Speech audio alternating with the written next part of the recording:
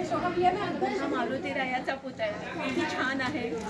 हा पुतळा जिथे आहे ते आहे श्री रामदास स्वामींचे शेजघर आणि तिथे त्यांच्या नित्य वापरातील वस्तूंचं एक छोटंसं कला दालन ठेवलेलं आहे। आम्ही आता समाधी मंदिरातून दर्शन घेऊन आलो, आता शेजघरात आम्ही जातो। आतमध्ये परत व्हिडिओला परमिशन नाही आहे, तिथे सगळं बघून येतो। समाधी मंदिराच्या प्रांगणातून बाहेर आल्यावर अशोकवन आहे। अशोकवन खूप सुंदर आहे। अशोकवनाच्या एका कोपऱ्यामध्ये समर्थ चरित्रावली म्हणून एक चित्र प्रदर्शन आहे। इथे समर्थांच्या आयुष्यात घडलेल्या घटना आणि त्यांनी केलेलं कार्य ह्याच्यावर चित्ररूपात एक सुंदर आर्ट गॅलरी टाईप केलेलं आहे।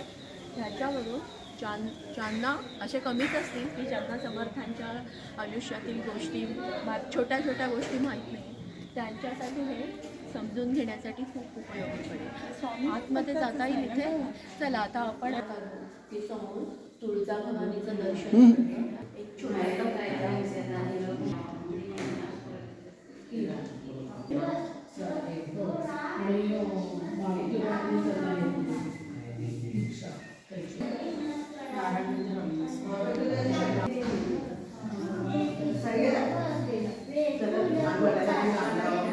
आपण सगळीकडे शब्द ऐकतो, स्त्री समानता, स्त्रियांचं स्वातंत्र्य वगैरे वगैरे वगैरे, पण समर्थांनी त्या काळात स्त्रियांना इतका मान दिला आणि याचं उदाहरण म्हणजे समर्थ शिष्या अक्काबाई, वेणास्वामी अक्काबाई यांचं चरित्र सगळ्यांना माहितीच आहे।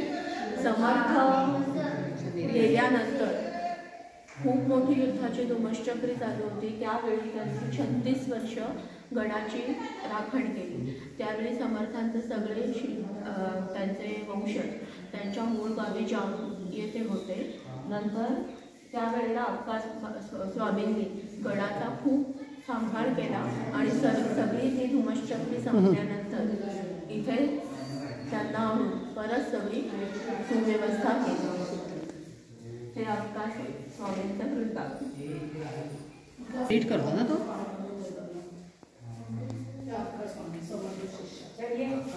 आमची गडप्रदक्षिणा पूर्ण झालेली आहे।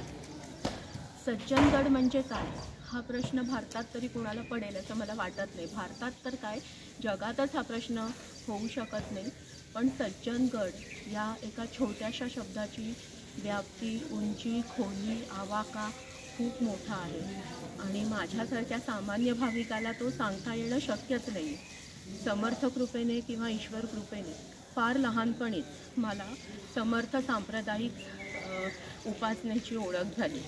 रोजच्या धकाधकीत तेवढं करणं शक्य नाही, पण मनात एक खूप आधार असतो।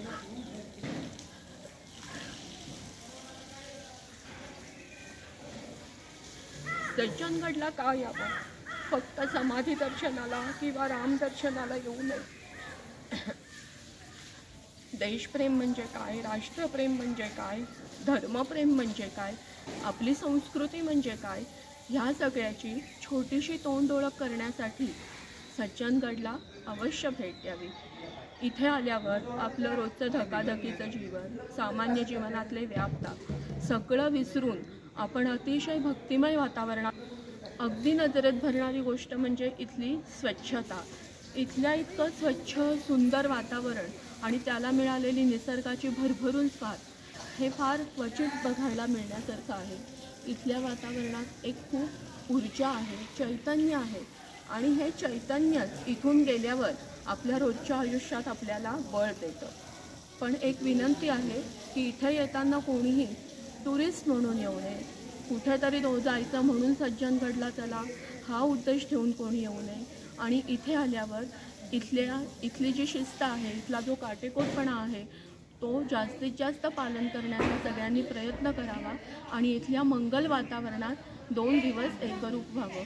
सकाळी निघाल्यापासून छोट्या छोट्या मंदिरांबाहेरच्या सुंदर सुंदर रांगोळ्या तुमचं स्वागत करायला इथे तयार आहे। 2 वर्षापूर्वी मी इथे आलेले, मला एक बहावा खूप बहर आलेला बहावा बघायला मिळाला। ह्यावेळी तो मिळाला नाही, तर इथे आला तर इथे टुरिस्ट म्हणून येऊ नका, आरडाओरडा करू नका आणि इथल्या निसर्गाचा आस्वाद घ्या. इथलं जेवण ज्याला आपण महाप्रसाद म्हणतो त्याची चव तर जगातल्या कुठल्याच अन्नाला नाही आहे. तर ह्या सगळ्याचं आपल्याला मिळतं हे आपलं खूप मोठं भाग्य आहे आणि त्याचा सगळ्यांनी अवश्य लाभ घ्या. नमस्कार.